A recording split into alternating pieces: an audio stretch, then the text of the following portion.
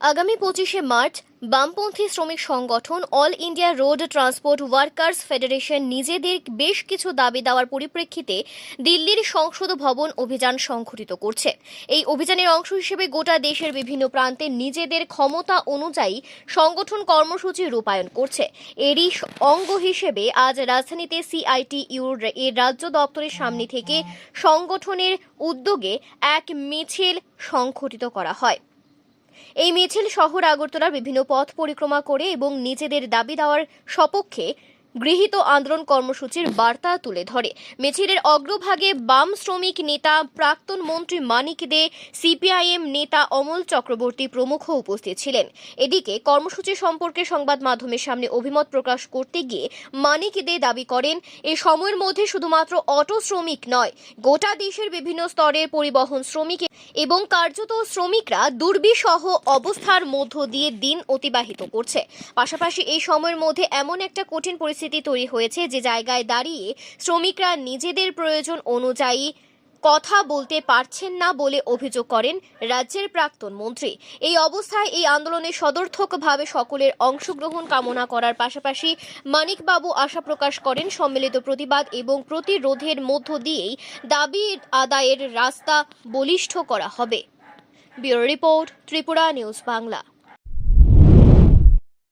একটা অবস্থা তাদের উপর চলছে। আমাদের রাজ্য নেশাদ্রব্য পাচারকারী যারা, এরা অধিকাংশ শাসক দলের লোক। তারা কয়জন গ্রেপ্তার হয়, অধিকাংশ ক্ষেত্রে সেখানে ধরা পড়লে গাড়ির ড্রাইভারদেরকে গ্রেপ্তার করে জেলে ঢুকিয়ে দেওয়া হয়। তাদেরকে ছাড়িয়ে আনা, তাদের পরিবার দেখার দায়িত্ব নেয় না। কিন্তু সেই যে মালটা ঢুকিয়ে দিলেন গাড়িতে, এই টাকাটা সবটা পাবেন এবং এই সমস্ত বেআইনি দ্রব্যের টাকা পাবেন যারা এগুলি ঠিকাদারি করেন বা যারা এই ব্যবসার সঙ্গে যারা, তারা পুলিশ সেখানে যথোপযুক্ত তদন্ত করে এর সঙ্গে যুক্ত যারা, তাদেরকে গ্রেপ্তারের ভাবনা চিন্তা করেন না।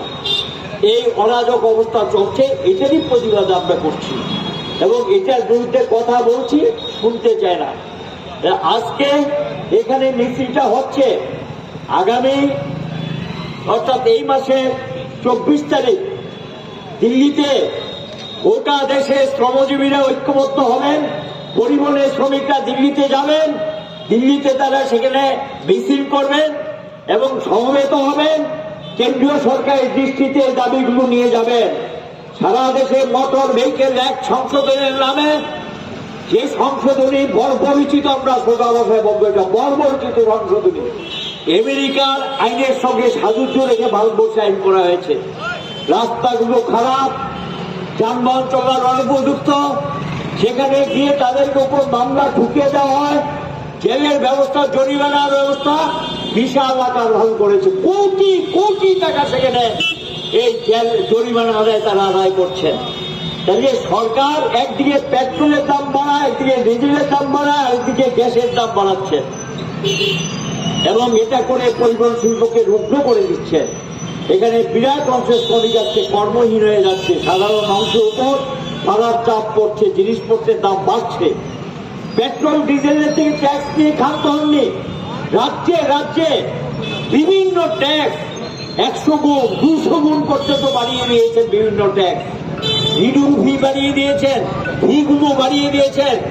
এই যে অবস্থা, এই অবস্থায় একদিকে এক পর্যন্ত কমছে, আরেকদিকে উপর তাদের উপর চাপ পড়ছে। এটাই প্রতিবাদ করছে এবং এই প্রতিবাদই আজকে মিছিল সংগঠিত করা হচ্ছে।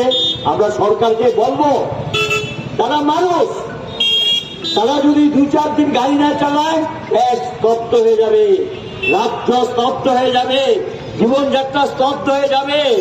এরা যে মানুষ, সেটা স্বীকৃতি চায়, এরা অধিকার চায়, এরা মর্যাদা চায়, এরা সম্মান চায়। বামফ্রন্ট সরকারের সময়ে মর্যাদা, সম্মান, অধিকার, ইজ্জত তাদের সুরক্ষিত ছিল।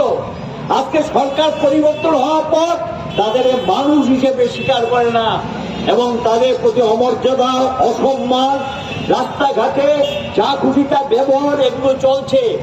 এটার বিরুদ্ধে শ্রমিক শ্রেণীকে ঐক্যবদ্ধ হতে হবে। দেশব্যাপী আন্দোলন শুরু হয়েছে। আগামী দিনে গোটা দেশ এই শ্রমজীবীরা অচল করে দেবেন ভারত সরকার যদি তার নীতি না পাল্টায়। মোটর ভেহিকেল অ্যাক্টকে আমরা বলবো যেটা তোমরা সংশোধন করে কার্যকরী করতে চাচ্ছ এটাকে স্থগিত রাখো। শ্রম কোডের নামে শুনতে পাচ্ছি সেন্ট্রাল গভর্নমেন্ট তৈরি হয়ে গেছে, 1 এপ্রিল থেকে ভারতবাসীকে দুর্দিন আসছে, শ্রম কোড নাকি লাগু করে দেবেন, গোটা দেশে রুলস জারি করবেন। সারা দেশ তৈরি হচ্ছে শ্রমজীবীরা, এবং তৈরি হচ্ছে শ্রমজীবীরও তারা অচল করে দেবেন, এবং সেই অচলের দিন তারিখ নির্ধারণ করার জন্য আগামীকাল দিল্লিতে 10টি ট্রেড ইউনিয়ন তারা যৌথ কনভেনশন ডেকেছে, আমাদের রাজ্য থেকে আমরা পাঠিয়েছি। সেই কনভেনশনে আগামী দিনে আন্দোলনের কর্মসূচি ঘোষিত হবে। সেই আন্দোলনে all India road transport workers ফেডারেশনও সমবেত থাকবে। যৌথ আন্দোলনের মধ্য দিয়ে, যৌথ সংগ্রামের মধ্য দিয়ে ট্রেড ইউনিয়নগুলো একটা মঞ্চে এসছে, কৃষক সংগঠন একটা মঞ্চে এসছে, দুর্বার সংগ্রামী পারবে এই সরকারের দিশা গড়াতে, এবং এই সরকার যে নীতি নিয়ে চলছে এটাকে পরিবর্তন করাতে বিশ্বাস আমরা রাখি, এবং এই বিশ্বাস